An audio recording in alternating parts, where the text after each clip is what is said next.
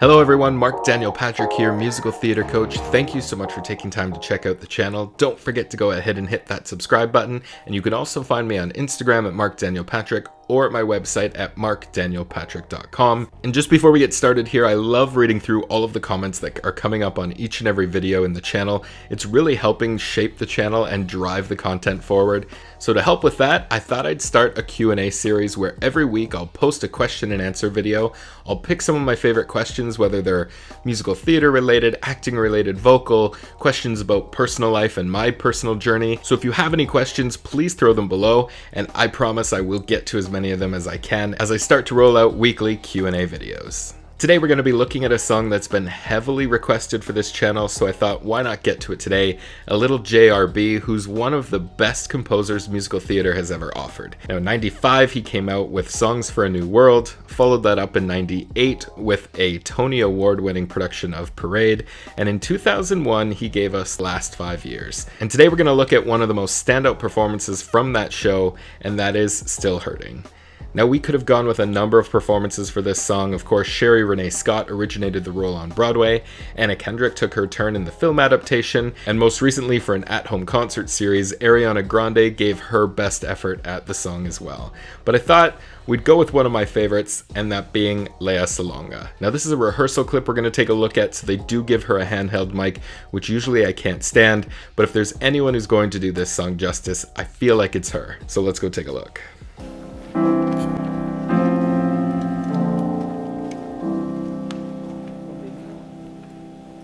Jamie's over and Jamie's gone. I love those opening chords, by the way.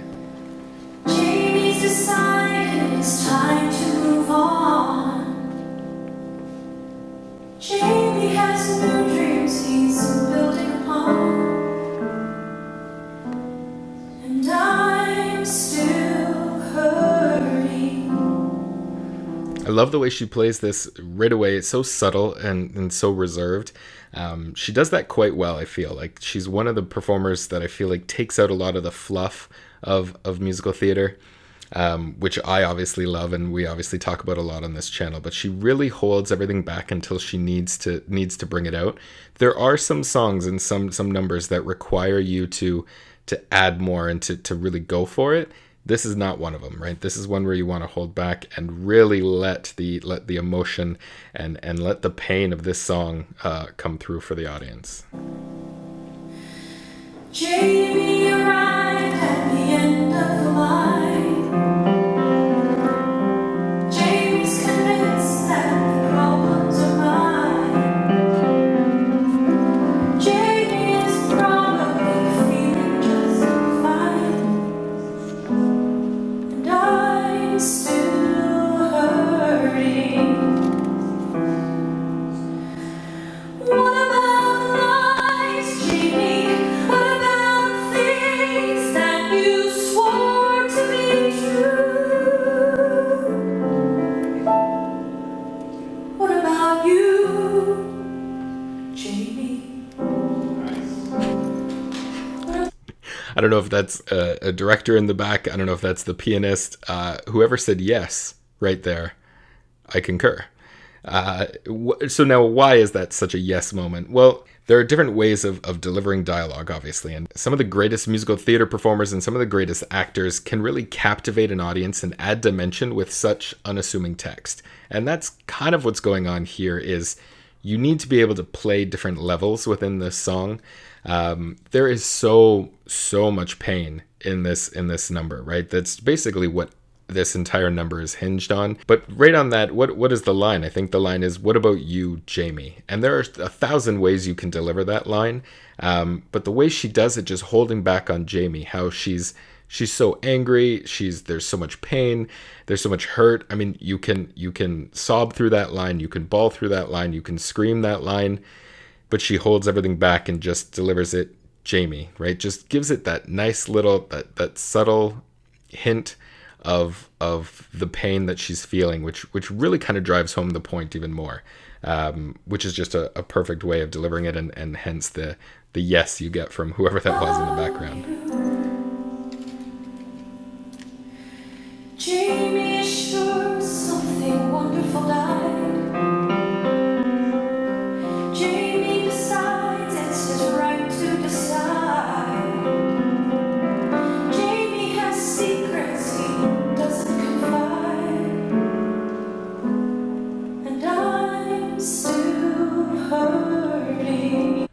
that whole phrase there. I love when, of course, I love when actors or actresses pick their spots and just deliver it, because you can see them thinking and you can see them going through the emotion and going through the turmoil in their head.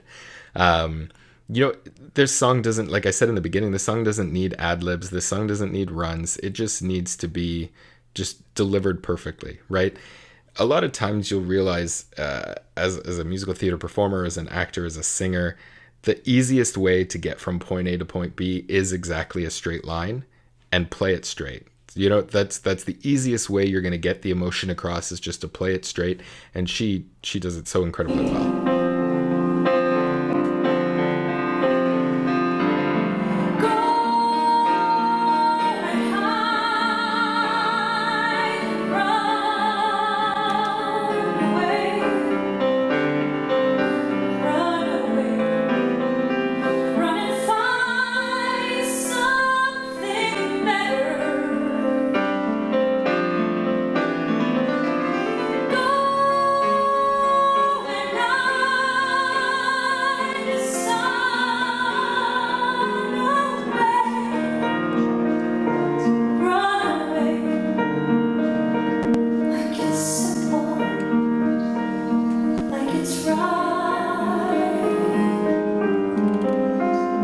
You want to talk about music that really can lend itself to an actor's performance, or can really provide clues on how you should be playing the song.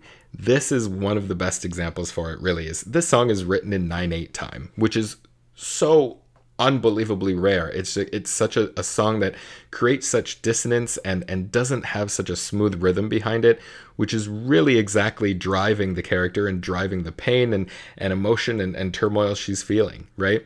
So I encourage you, if you're really looking at putting this song into your repertoire and really looking at delving into this song, get an instrumental copy of the music and just sit and listen to it. Close your eyes, listen to it over and over again, and really find the heart of this character, because the music is so rhythmically off at times, right? There's so many times where it just doesn't quite sound right. And that's exactly where this needs to sit. That's exactly where the character needs to feel, is it's just not right. Just something's just off. And that's exactly where it needs to sit. So honestly, take the music and listen to it fully before you start to sing. It makes a world of difference, I promise you.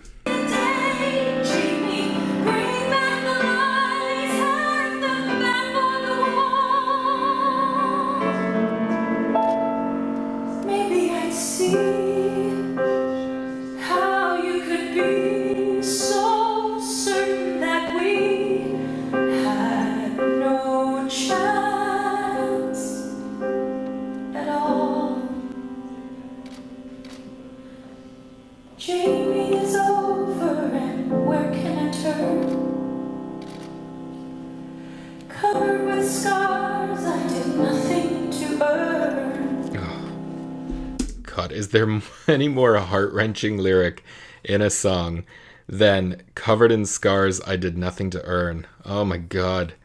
It's just, it's so painful. And so much, like I said, so much of this, she's doing so well with it, right? Just delivering it so raw and so clean.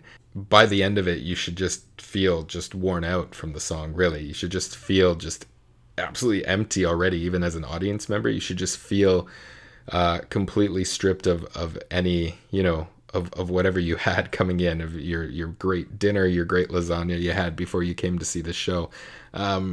All of that should be taken away in the first 5 minutes of this, because it's just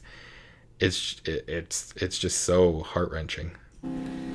Maybe there's somewhere a lesson to learn, but that wouldn't change the fact, that wouldn't speed the time. Once the foundations crack and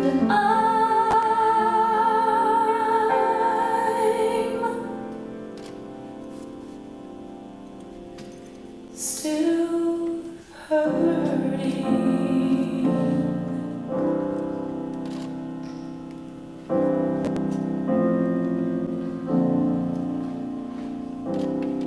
Beautiful. Another one of my pet peeves, holding, as long as that music is still playing, you hold that as long as you can. Especially with a handheld mic, it's usually such a failure. As soon as that mic drops, everyone seems to let the character drop as well. Don't let it, keep in it. There are times in the song that allow her voice to come out, that she's allowed to show off with those pipes. And every song will have that. Every song will have a moment where you can really show off vocally, and so use those emotional moments and those soft moments to really play up the character and get your point across. I think we need to go back just a little bit just to watch that ending again. Still hurting.